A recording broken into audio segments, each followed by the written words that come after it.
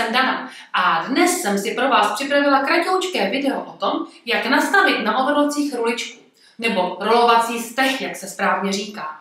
Je to něco, na co se mě velmi často ptáte, stále nám to zapomínáte, tak takhle budete mít pomoc vždycky u ruky. Připravila jsem na to 2 overlocky, můj oblíbený Brother a overlock leader, protože mají ty 2 nejoblíbenější způsoby změny stehu. Každý se dělá trošičku jinak, tak vás to naučím na obou, abyste to zvládli i na tom vašem. Takže nebudeme na nic dál čekat. Vezmeme si kousky úpletu, připravíte si šroubováček nebo imbus na vydávání jehly a jdeme na to.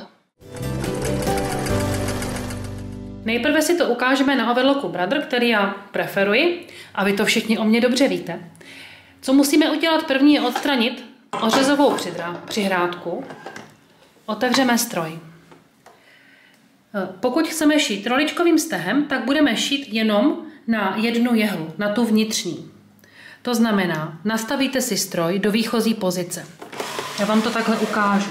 To je tenhle vroubek proti čárce. Tohle je nutné. Tahle pozice je skvělá jak pro navlékání stroje, tak pro změnu. Pro výměnu jehel, pro cokoliv. Vždycky výchozí pozici. Tak, vrátíme se. Teď si zvednete patku, chytnete si ten řetízek a zatáhnete ho trošku dozadu, aby se vám jakože rozpletl.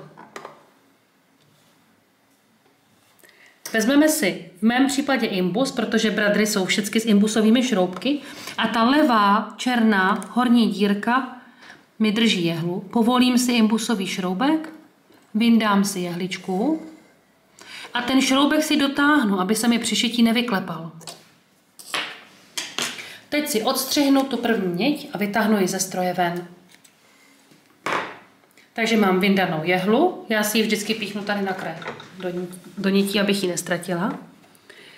Mně tam teďka vlezly ty nitě zpátky, takže pokud se vám to stane také, tak si je chyťte normálně pinzetkou a vytáhněte dozadu.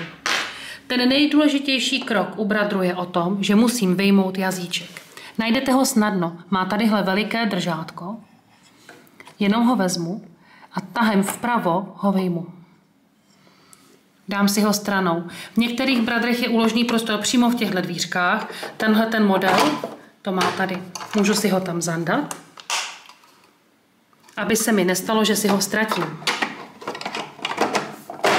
Tak. Co musím udělat dál, aby se mi rolička správně utahovala, je nastavit na zadních nitích, to znamená na nitích pro smyčkaře nebo kličkaře, 6. Já mám 6 odzkoušenou, 6 mi výborně funguje. Teď zavřeme stroj. Tady na ořezu mám nastavenou 5, kde je napsaná rolička. Vidíte to? Proti značce mám nastavenou 5 s R-kem. Ta R-ko znamená právě to rolové šití. Na délce stehu, to je to horní kolečko, mám několik možností. Buď nastavím také R-ko, které je délkou stehu doporučenou pro tu roličku. Za mě je hodně husté. Já dávám většinou R-ko a zoubek. Nebo 2. A teď, tady máme diferenciál. Teď mám 1, to znamená, že by se mi rolička dělala hladká. Pokud bych chtěla, aby se mi ten rolovací okraj trošičku natahoval, tak můžeme dát k 0,7. Záleží to na tom, jak to má vypadat a z jakého materiálu to budeme šít. Vrátíme si ořezovou přihrádku, dáme si patku dolů, na to pozor, a zkusíme, jak nám to šije. Já si na první zkoušku vezmu klasicky plátno, protože se mi ty nitě trošičku musí porovnat. Vidíte, že stroj jede jakoby pomaleji, protože dělá steh hustě. Dbejte na to, abyste pořád tady trošičku řezali. A vidíte, že se nám dělá rolička. Ten steh je stočený, látka se nám v něm vevnitř ohnula, protože není rovnaná tím jazyčkem. A dělá se nám hezký rolový šev. Takhle vypadá hustota, co je mezi R-kem a 2. Když si tam vrátím R-ko a ukážu vám to ještě jednou, tak uvidíte, že ten stroj ještě zpomalí.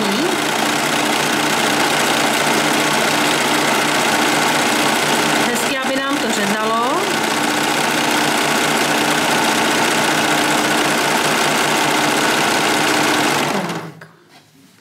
A vidíte, jak vypadá ta rolička hustě. To je celý ten zázrak. Ještě bych vám chtěla ukázat, jak se rolička napojuje, když ji budeme dělat v kruhu. Takže jenom vyjedeme teďka a já vám to ukážu na druhém kusu látky.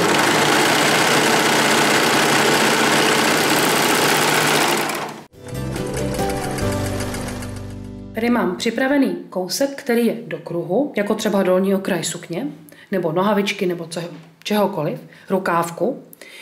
Teď si pro ruličku budu začínat u švu, ale ne přímo na něm, lehce před švem. Zvednu si patku a vrazím to až k jehlám, tak, abych měla okraj látky zarovnaný s tady tou hranou stehové destičky. A pěkně jemně to povedu celé dokola. Nespěchejte, já jsem schválně vzala šifonovou látku, abyste viděli, že to udělá i na téhle tenké, jen to nechce spěchat a chce to hlídat tu hranu, aby nám ta rolička nesjela.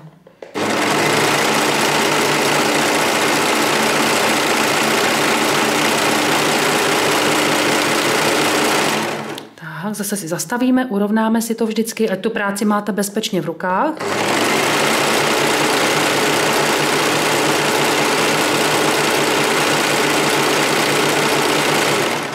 Vidíte, jak se dělá krásná hustá. Opravdu nestojí za to spěchat. Netahejte mu to, nechte ho, ať udělá práci sám.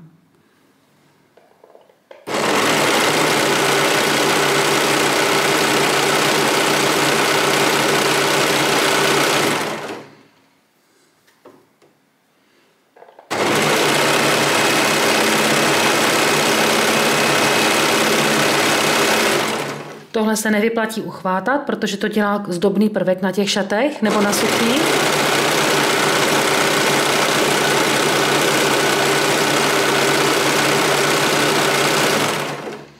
Tak, blížíme se do finále.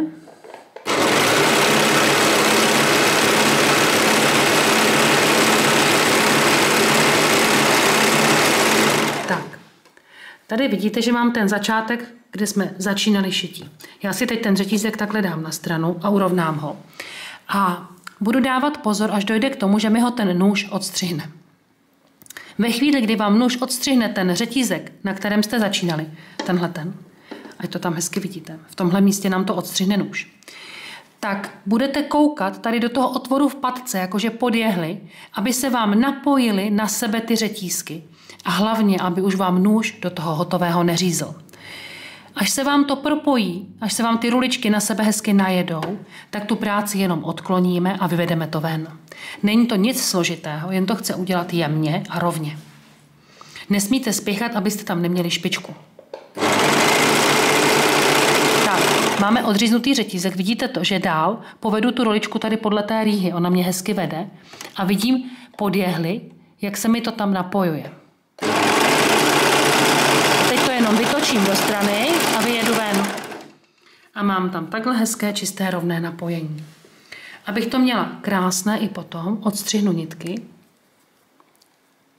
roztáhnu, chytím za nit a zatáhnu, aby se mi to napojilo, jak nejlíp půjde. Já jsem si to nechala dost dlouhé, tak ještě o kousíček. Stačí fakt ty nitky jenom utáhnout. Nemusíte to do té ruličky nějak složitě zatahovat. Pokud vám to nedá, uděláte uzlíček, je to na vás, ale stačí odstřihnout. A máme to takhle pěkně napojený. Takhle vypadá to napojení, když se nám povede. Pokud to neuhlídáte a zatočíte příliš rychle, tak se vám tam udělá taková ostrá špička a tu tam jako nechceme. To pak vypadá ošklivě. Chce to trochu trénovat, takže se toho nebojte, zkuste si to několikrát, určitě doma nějaké ostřižky najdete a věřím, že to zvládnete brzy. Já vám ještě chci ukázat, jak se udělá ten hezký vyvlněný okraj. Na to potřebujete úplet, ideálně tak, abyste šli přes očka, jakoby napříč. Dáte si ho pod patku. A vždycky, když cokoliv natahujete v overlocku, platí pravidlo, že potřebujete obě ruce. Jednu za práci, jednu před práci. Někdy nenatahuju jenom proti jehlám. To bych si je mohla vychýlit. Nebo i když ji tam mám jen jednu, tak bych ji mohla zlomit. Takže dáte to pod patku, začneme šít a budeme to natahovat, kolik to chceme mít vyvlněné. Podle toho, kolik to budu táhnout, tak tolik se mi to bude ruličkovat. Zastavím si, přehmátnu. Vidíte, už se nám to tady vzadu krásně kroutí. Tenhle ten efekt se hodně používá na dívčí oblečení nebo na dámské, na letní, je to hodně mladistvý a zdobný. Takže zase si to hezky srovnáme v rukách. Vidíte, že když to napnu, tak se mi tady ten úplet má tendenci srolovat. Tohle je jediné riziko, že by mi to vcuclo ten srolovaný úplet. Takže ten si musím hlídat dobře. Takhle si to dám, vidíte, přes prsty, abych to udržela ploché. Narovnám a jedeme.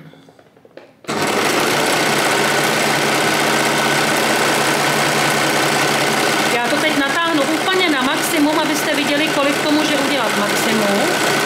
Vyjedu z toho, aby jsme se podívali. Dobré, tak. Takže koukněte. Když to natáhnu úplně na maximum, tak je to hodně krepatý. Je ten úplet opravdu hodně vyvlnkaný. Vidíte? Záleží fakt, kolik to táhnete. Stejným způsobem můžete začisťovat třeba okraje tylu nebo čehokoliv si budete přát. Takže takhle na ten hezký vyvlněný okraj.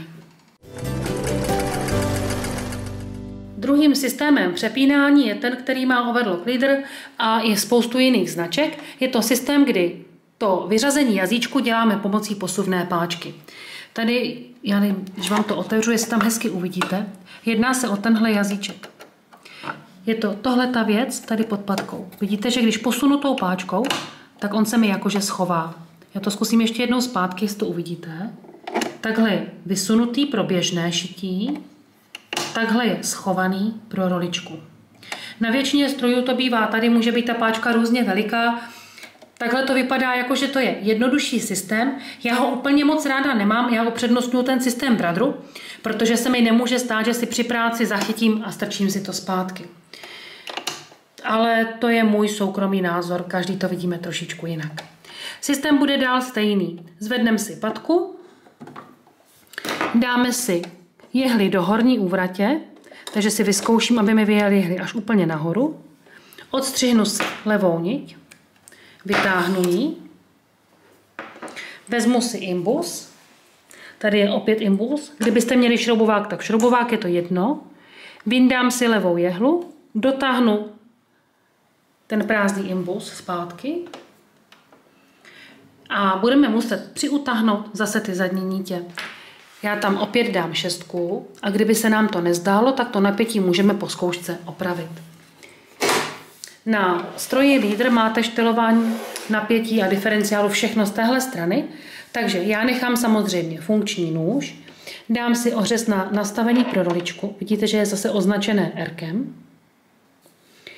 Délku stehu dám také na R-ko, ono mi to tam nejde dál, tady je ta R-ko hnedka v začátku. A diferenciál, ať to máme stejně jako na tom overlocku, schodím na 0,7. Ten systém toho nastavení je opravdu úplně stejný, jenom jsou kolečka umístěná na jiných stranách, nebo ty přepínače maličko jinak vypadají. Vezmeme si kousek látky, dáme si patku dolů a zkusíme to.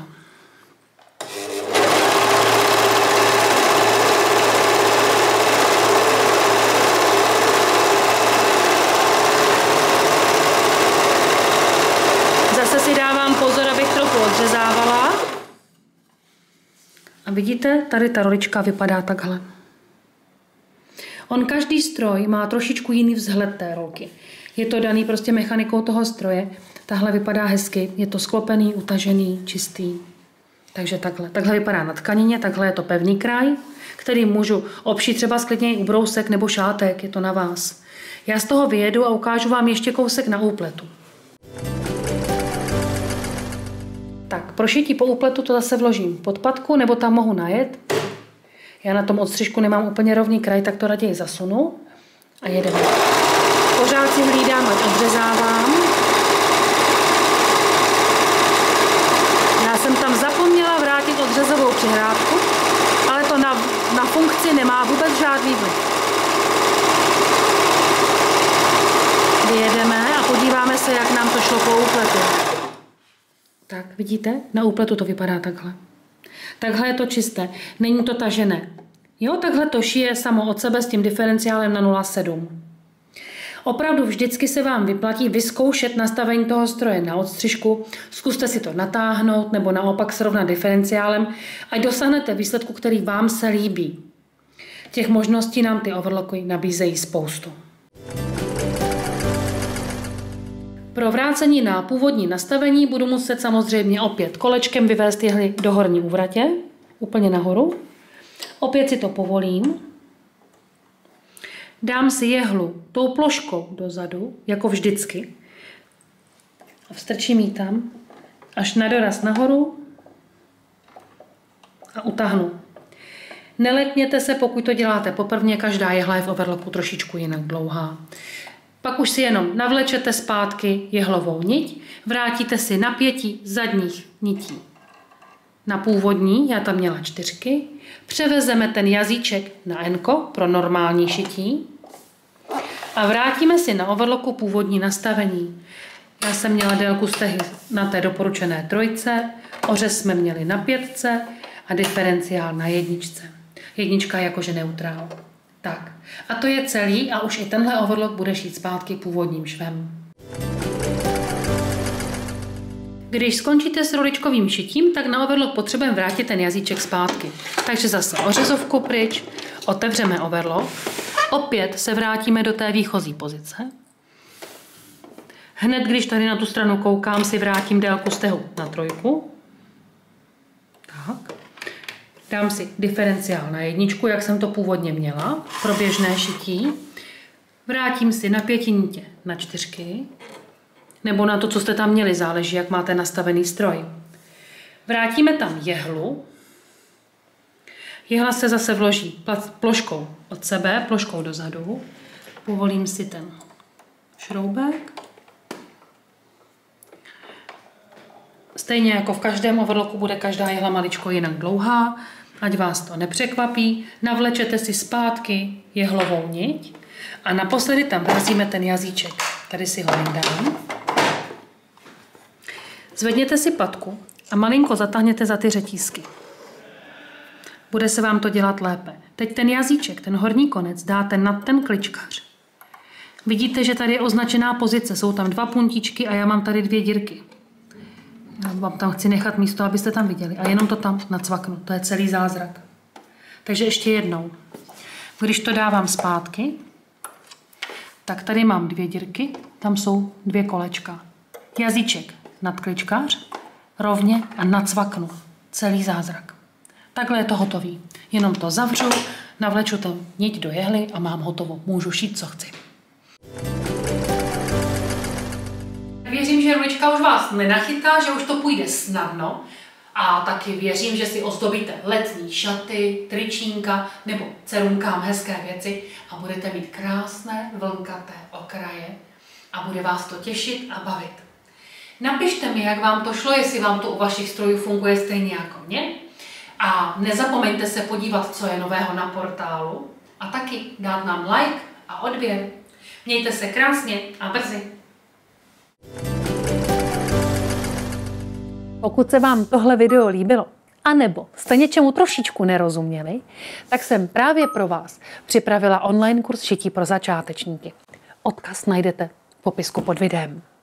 A co vás v kurzu čeká? Budeme šít od úplných začátků přes jednoduché výrobky až třeba k nákupní tašce. A navíc ke každému kurzu dostáváte vymazlený sešit. V tom sešitě najdete rozepsanou celou teorii. Všechny důležité informace, které si budeme říkat, tak tam najdete přehledně sepsané. Spolu s krásnými obrázky, aby se vám to snadno připomnělo. A jestli je vám divný, co tu mám za krabici, tak tahle krabice povýší náš kurz ještě o 1 level. Uvnitř je všecko přehledně srovnané. Jsou tam balíčky pro jednotlivé lekce, ve kterých je nastřihaná látka, připravené nítě a prostě všechno, co budete potřebovat, aby se vám snadno šilo. Je to vlastně takový úvod do světa šití, takže klikněte!